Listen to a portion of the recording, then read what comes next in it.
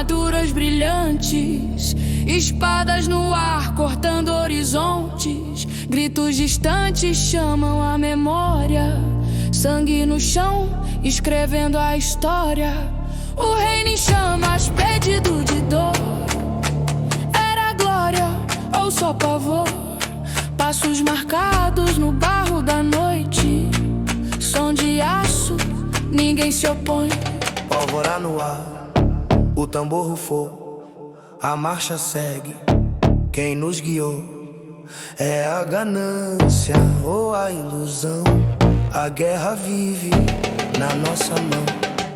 Ciclos de chumbo, faíscas no céu. O passado repete um amargo véu.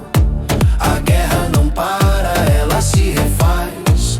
Enquanto o ódio, o fogo é quem nos traz.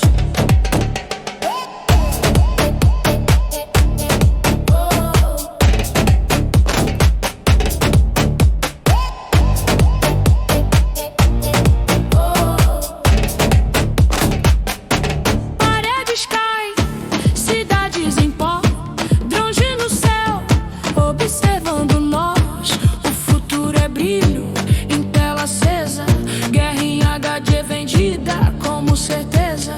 Propaganda cega, verdade em queda. Heróis de vidro na luz que despedaça.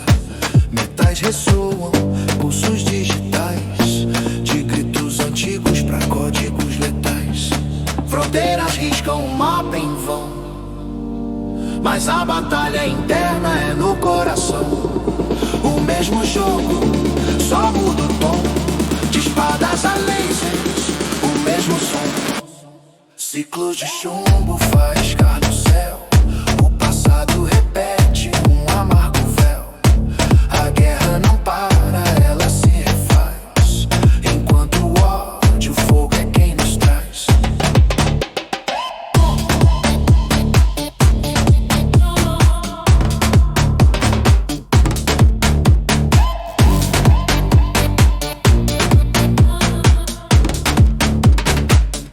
Extensão épica e dançável. No ritmo das máquinas nasce a canção. Batidas pesadas guiando a ação. Entre ruínas surge o neon. É o novo reino, o velho dragão. Corações de ferro, almas de aço. Corpos dançando no mesmo compasso. Noite elétrica, lampejo final. Somos o pulso do ritual. E quando o grave desce, o mundo treme. Silêncio corta, mas ninguém entende.